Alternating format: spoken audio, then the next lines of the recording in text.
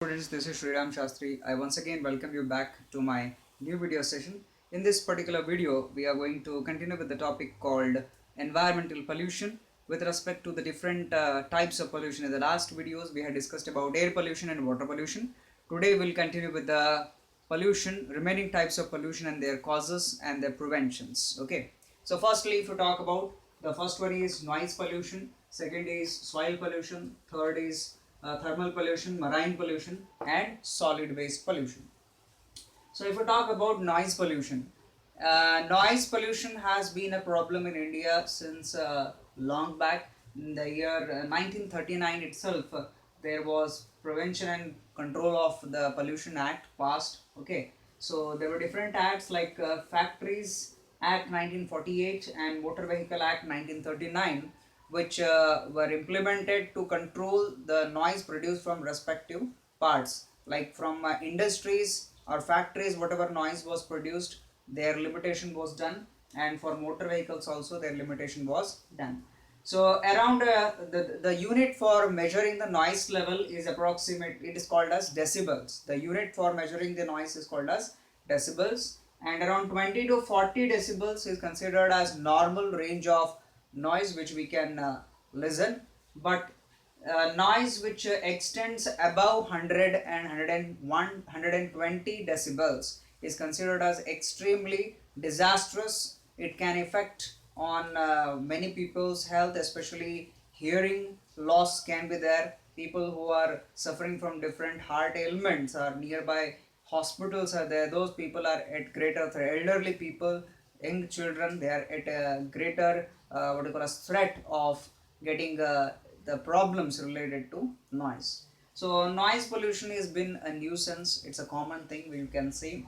Vehicles produce a lot of noise. Along with that, household products also produce some amount of noise, but which is not so loud enough. Industrial noise is very quite loud. Vehicular noise in India is one of the loudest, we can say, because one of the most populated country we have. Everybody is usually using vehicles, and vehicles, they produce a lot of noise, right? And along with that, the horns which are present on the vehicles, it may be two-wheeler, three-wheeler, four-wheeler, whatever, they all horns are also a source of noise pollution if they are used unnecessarily. If they are used when and where it is required, then it is not pollution. But unnecessary usage of horn and just beeping the horns generally causes a noise pollution.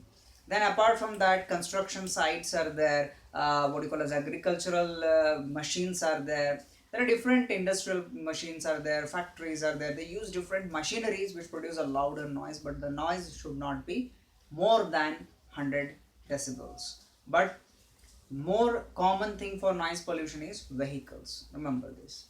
Then coming to the soil pollution. Now soil pollution is, what we can define about soil pollution is the reduction in the quality or any change in the quality of soil with respect to its productivity and its normal conditions is called as soil pollution. Soil pollution is caused by different types of things. It can be caused by artificial artificial fertilizers, chemicals, pesticides, along with that usage of certain non-biodegradable substances, and so on and so forth. So soil pollution is loss of fertility of soil because of artificial sources. Mainly soil erosion takes place because of deforestation. Then chemical which are used in the agriculture, they may cause effect on the soil's pH. They can alter the pH and cause damage to the soil. Along with that, non-biodegradable substance including plastic, rubber, and synthetic products which do not degrade into the soil and remain in the soil for a longer time also slowly release certain chemicals causing low fertility of soil. Then if we talk about thermal pollution. Now thermal pollution is a kind of pollution which is generally caused by the thermal power plants generally, which release a huge amount of gas into the air, which is rich in usually sulfur oxides and nitrous oxides. So thermal pollution in with respect to rainfall can cause acid rains. Okay, so thermal pollution releases a large amount of gases into the air, and generally these gases are very rich in sulfur oxides and nitrous oxides, which again interact with the water forming in the clouds and results in acid rain causing damage to different living organisms as well as certain important monuments. One of the incident we can recall here is about the Agra's incident, that is on the riverbank of Yamuna. A lot of industries were there which released a huge amount of smoke, and that smoke resulted in acid rain on Taj Mahal. Not only Taj Mahal, but along with that, many living organisms, plants, animals, soil, etc. Every parameter was affected by the acidic content of the water. Then, if you talk about marine pollution is a very huge topic. It can be because of dumping of garbage, it can be because of dumping of radioactive waste, or it can be because of oil spills, oil refineries. So, whatever may be the reason, plastic, one of the major cause of marine pollution. Plastic is there. You know, you might have every now and then you might have seen in the news and in the newspaper, turtles are trapped in the plastic bags, or fishes are trapped, or in the oil spills some of the aquatic birds have been trapped in the oil spills. They are completely covered with the tar. So these all incidents are because of improper disposal or improper maintenance of most of the things which can affect the marine habitat. So marine habitat is accounting for around 80% of the living forms are present in the marine habitat, and if you affect them, surely today or tomorrow it will nature will what you call as retaliate in a different way, and it can cause a major threat on human beings, right? So it's our duty, because we consider ourselves as one of the most intelligent animals. Nobody said it to us, we ourselves declared it as we are one of the most intelligent animals on earth, and we divided this earth into different countries, different regions, etc. As we declared ourselves as rulers of this earth, it's our duty primarily to protect this earth. That's it, I can say. Then, if you talk about solid waste, it's a important topic now. Solid waste is what? Any combustible, non-combustible, or mixture of these two substances which is thrown into the environment without proper disposal is called a solid waste. Non-biodegradable or slowly degradable, we can consider. It includes, first is garbage, second is rubbish, third is pathological waste, fourth is industrial waste, and fifth is agricultural waste. There are different things which we use in the different human activities, like garbage is one which is produced from food processing industries and household. It contains mainly around 70% of the moisture and has a heating value of around 6 into 10 raised to power 6 joules per kg is the heating value of it. So it is not so easily combustible. The garbage is not so easily degradable, but we can use this. Okay, so for protection of environment, always we can use 3R. What does this 3R stand for? Reduce, reuse, and recycle. First of all, those things which cannot be recycled, you should reduce the usage of such products. If some products are can be recycled or reused, reuse the things if you can reuse the things. And if they are not supposed to be reused also, put it for recycle. So 3Rs are essential for protecting our nature from non-biodegradable pollution. Okay, so especially plastic or synthetic products. Clear? So garbage is not including plastic, but garbage includes food processing industries, the products produced from food processing industries and household.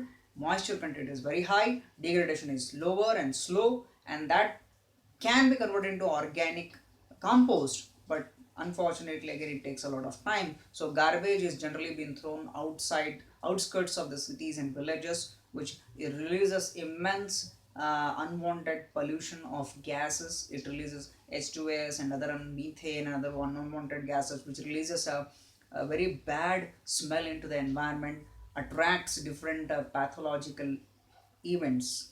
Okay, second is rubbish. Now, rubbish includes degradable and non-biodegradable substances, which includes plastic and other products produced from all the types of human activities. It may be household, industrial, or whatever. Okay, so it contains around 25% of the moisture, and the heating value is around 15 into 10 raised to 6 joules per kg. Now again, this is also very important because in many of the states and many of the cities they have already discussed that we should separate the what you call as waste when it is to be disposed as organic, inorganic and synthetic. But unfortunately nobody separates it very clearly. Even if anybody separates, the people who collect, they won't collect it in that way, and anyhow all the garbage is mixed and everything is thrown as a same type of waste. That causes a huge amount of pollution, spoils the scenery, spoils the view of the city, spoils the environment of the city, and it looks very bad also. Then pathological waste. Pathological is hospital generated waste. Again, it includes degradable and non biodegradable. Probably it can be said that around 85% of combustible products are produced from it, which contains 85% of moisture, and the heating value is around 2.5 into 10 raised to 6 joules per kg. 5% of it is combustible, non combustible. Now again this ratio has been increased. We have been using non-biodegradable substances more and more in what called as hospitals. Whatever hospital generated waste is there, it is called as pathological waste. And again the disposal of these waste is also not very proper, because whatever is generated from the hospital, they also have to dump it somewhere, and because there is no proper method of dumping these things, again it can lead to spread of pathological events all over the city, all over the village, all over the country also probably. Then industrial and agricultural. Even industrial things are there, chemicals produced from industries, biodegradable, non-biodegradable. You can take examples of many pesticides like DDT is there, DDD, DDE, okay, DDT, okay, whatever. Even you can take industrial solid waste includes metals, heavy metal toxicity also occurs because of industrial waste. Then agricultural waste can be managed to some extent because it mainly involves organic waste more than inorganic waste. In India at least we can manage agricultural waste, but again I would like to share you one more thing about this, that is agricultural waste. The after harvesting whatever dried waste of the plants or crops is remaining, the burning of that event, burning of that whole garbage, which is actually biodegradable, but in a what do you call it, large scale burning of these substances releases a huge amount of smoke, which can again in winter lead to smog formation, which we have seen recently in India nearby Delhi and Noida. There was formation of smog because of burning of the agricultural waste after harvest.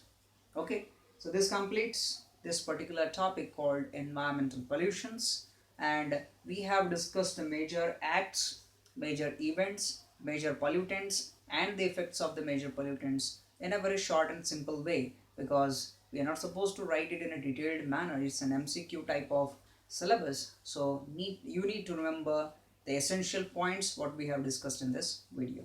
In the next session, we'll start with the next topic related to the pollution and human relation with the pollutions. Okay, so we'll stop this video here itself. Thank you.